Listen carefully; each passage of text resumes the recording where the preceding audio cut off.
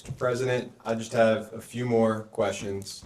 I'll try to be as efficient as possible as we move through them. One is moving back in time just a little bit.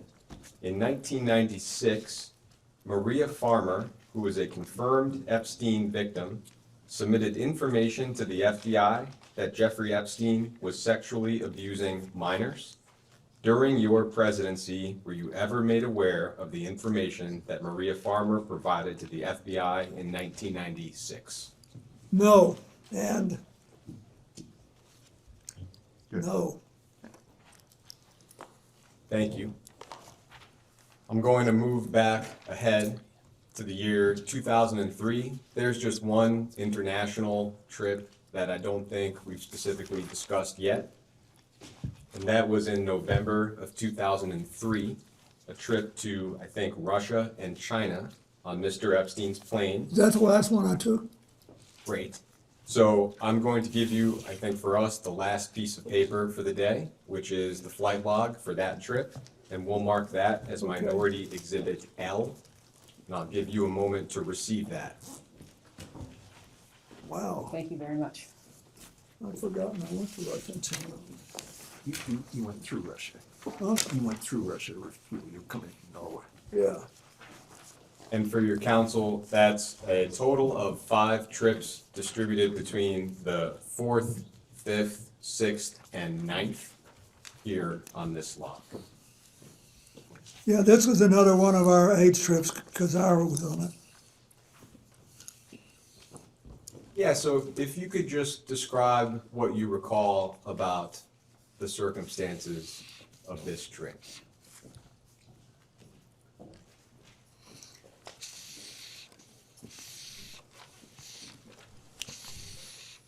Can you refresh my memory about what stops were actually taken? Yeah, the countries in question are Russia and China. I think the final stop was Beijing. I do not, off the top of my head, recall what each of these airport codes are. It was Brussels to Oslo to Tomagacho, Russia, to Hong Kong, Chengdu, Beijing.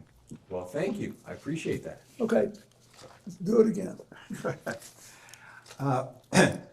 Brussels to Oslo, to the middle of Russia, Tolmachevo, to Hong Kong, to Chengdu, to Beijing. Got it. We stopped in Europe, and as I remember,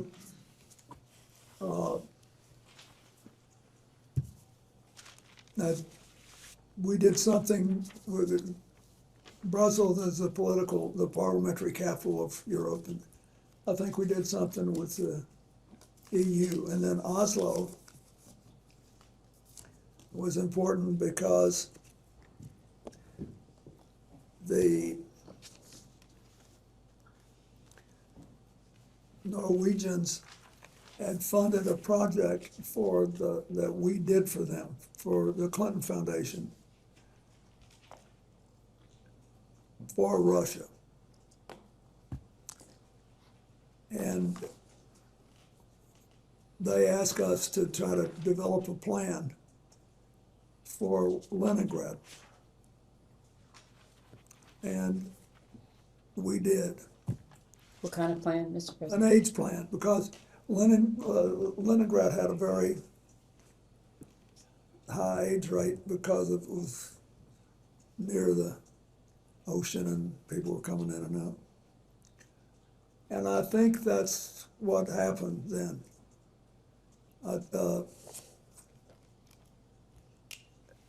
And then we went to China, and I had been doing a lot of work on China, and it was very interesting because the Chinese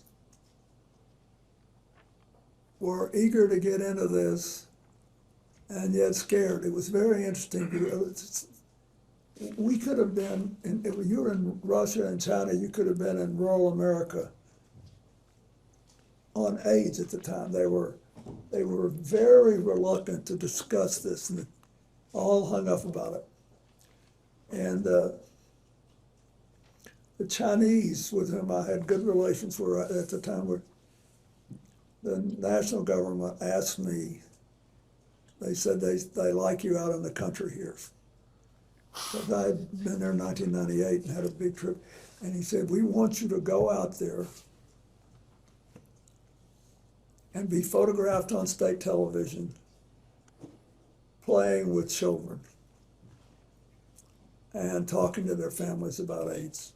So that's what this whole trip was about. So I was doing that. And it was, I think, I'm almost sure that's it. Because, and then we stopped in Hong Kong on the way out, right? Yeah, Hong Kong and Beijing.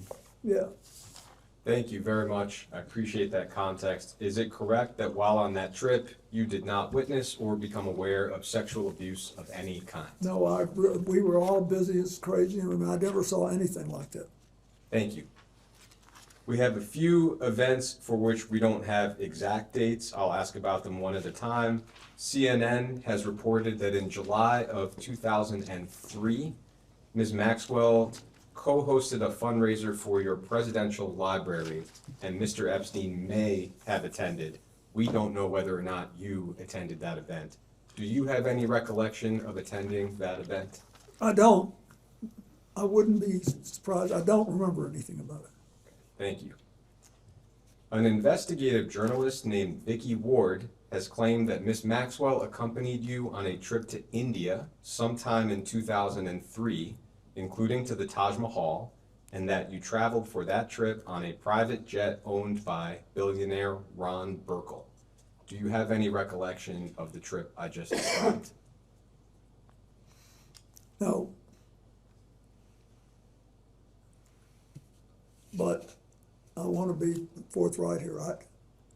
I was, the first thing I did in the way of public service after I left office was to try to help India deal with the aftermath of the Gujarat earthquake, which happened literally 4 days after I gave up the White House. And it was, and so I called the Prime Minister of India, who was a friend of mine, and he said, I need help. I've got to build schools and hospitals, and I can't do anything in the small towns and the middle-sized towns and the rural areas.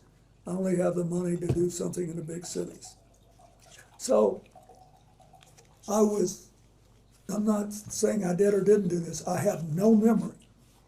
But I also I don't want to mislead anybody. We were doing tons of stuff. And we needed to finance it. So I can't say that I didn't do it. Thank you. In your 2024 memoir, you said that by the time Epstein was arrested in 2005, that you had stopped contact with him. When do you recall being the last time that you had any kind of communication with Mr. Epstein? The last time I remember was with him was sometime in 2003. Attorney Brad Edwards, that's an attorney who's represented many of Mr. Epstein's survivors. Excuse me, counsel, I believe there was a misstatement there. The book says who in 2008 had been convicted in jail in Florida, not 2005. Okay, thank you, I appreciate that. Attorney Brad Edwards has represented many of Mr. Epstein's survivors. He claimed in a 2011 filing that he believed the Justice Department possessed some kind of correspondence from you from 2007 or 2008 on behalf of Jeffrey Epstein. At any of the various points when Mr. Epstein was under investigation, did you or any of your representatives ever submit any correspondence to the Department of Justice on his behalf? I have no memory of that. To your recollection or knowledge, did you or your representatives ever have any other communication with the Department of Justice regarding Jeffrey Epstein? Not that I remember, no. CNN has reported that in 2007, Ms. Maxwell co-hosted a fundraiser for Secretary Clinton's presidential campaign in New York City. We believe that Christina Aguilera may have performed at that event. Do you have any knowledge or recollection of attending that event? I don't.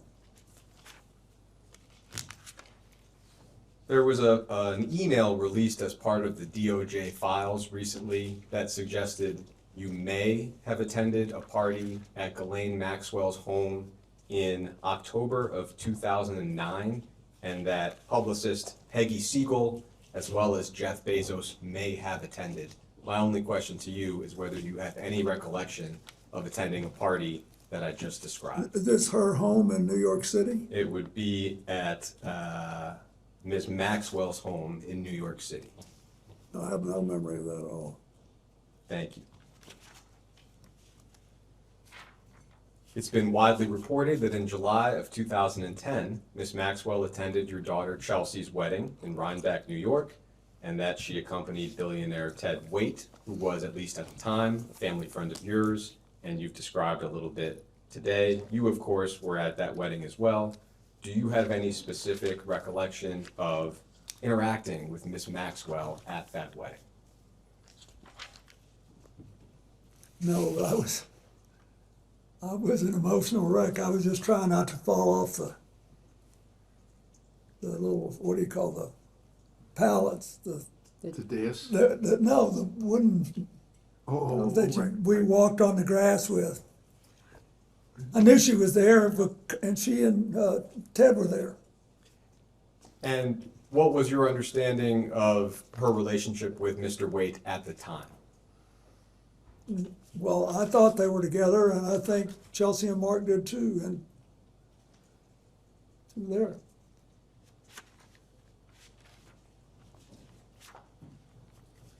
It's also been reported that in 2011, your advisor, Doug Band, instructed an aide to remove Ms. Maxwell from all attendance-related lists for Clinton-related events. This was reportedly in the wake of Virginia Roberts Giuffre and allegations that she made at the time against many people, including Ms. Maxwell. Do you have any memory or knowledge of Mr. Band's instructions that I just described? I don't. Thank you. That takes us through most of the known timeline of your relationship with Jeffrey Epstein. There's just one more topic I would like to cover. That is the Clinton Global Initiative. In 2007, Mr. Epstein's lawyers claimed that he was part of the original group that conceived the Clinton Global Initiative. Would you agree with that characterization? No. Can you elaborate a little bit on why you would not agree with that? I wouldn't agree with that because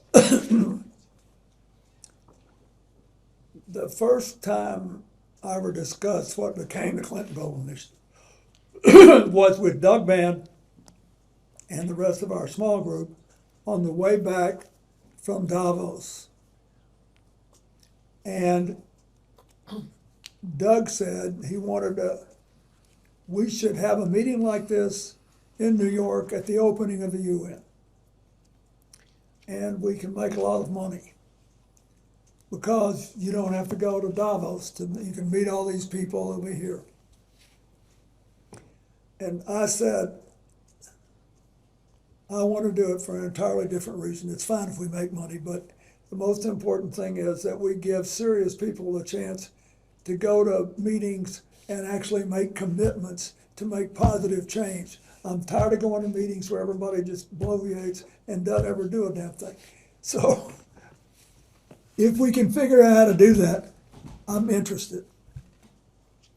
And then we got, a team. There was, to operationalize it, it was Doug Band, Mary Morrison, who had worked for me in the inner office at the White House, and a man named Ed Hughes, who was a wonderful young guy who stayed with us the whole 12 years. And they were working on how to stand up and do the mechanics of this. Then my job was to try to get some people who would come that people would want to hear and see, and try to, make it exciting and make people actually want to make commitments. And so I think it was at that point that Ghislaine may have gotten involved. I don't know. You can ask them about it, but I'm just telling you how it began. It began with Doug said, let's do this and make money, and me saying, let's do this and make commitments. I think the question, Mr. President, which you answered was Jeffrey Epstein involved in the At the time, no, initiation? not at all. Thank you. But I do not know what happened afterward. It has been publicly reported that in 2006, Mr. Epstein made a $25,000 donation to the Clinton Foundation. Do you have any specific knowledge or recollection of that donation? No, I saw it I saw that it was reported. I don't know. Thank you. With respect to Ms. Maxwell, and you just touched on it briefly, she told DOJ last July that she was, quote, very central to the startup of the Clinton Global Initiative. Would you agree with that characterization? I would agree that she worked hard. I now know. I didn't at the time. Because I was working on the other, as I explained, I was working on a whole other part of this. If I could ask you to limit your answer to your knowledge at the time. At the time, I did not know it. Thank you.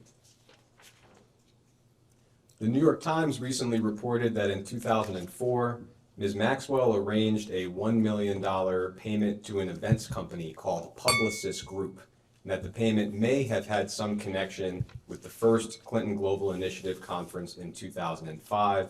The reporting suggests that Mr. Epstein may have been involved with the payment or somehow aware of the payment. Do you have any specific memory or knowledge or recollection of the $1 million payment I just described? No. It's also been reported that in September of 2013, at a Clinton Global Initiative conference, Ms. Maxwell was recognized as a Commitment to Action partner for her work on behalf of the Terramar Project, which was an ocean conservation nonprofit that she founded in 2012. Do you have any memory or knowledge of that conference? I do. Great. Could you describe a little bit what you recall? Yeah, because this shows you how the CGI work, not for Ghislaine, for everybody.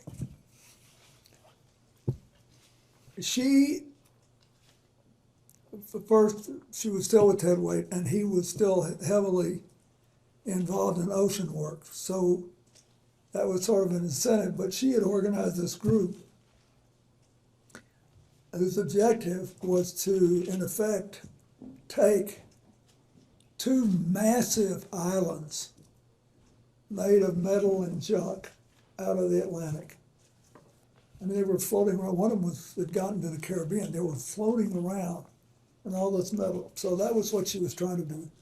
That was a good idea, and she was recognized for that. The fact that she was recognized was not particularly remarkable. Everybody who makes a commitment goes through a photo line and gets recognized. Did you have any personal role in Ms. Maxwell's recognition at that event? Or would that have No, I been? might have been in her room by the time she got it, but it was, no, they put the recognition in that room. I remember this specifically because it was where all the ocean freaks were, all the people that cared about this, that wanted to be. So that's why they wanted those things announced By there. ocean freaks, you mean people who are passionate about the ocean. Yes, Thank you. I mean that. People who were passionate about doing this, it was great. And so I didn't think a thing about it. Do you have any additional knowledge or recollection related to Ms. Maxwell's role at that event? No. Reportedly, in February of 2014, you had dinner with Ms. Maxwell and others in Los Angeles at a vegan restaurant called Crossroads Kitchen. That dinner may have been organized by your then Deputy Chief of Staff, John Davidson, perhaps around 20 guests. Do you have any recollection of the dinner I just described? I had a lot of dinners like that in Los Angeles, so I don't remember that specific one, but whenever I went to Los Angeles, I attempted to have a dinner someplace in public with a lot of my friends, just to keep in touch with them, keep going. As far as you can recall, when was the last time you had any form of communication with Ms. Maxwell? I think it must be a decade ago, it may be even longer, I don't know, but it was a long time. Thank you.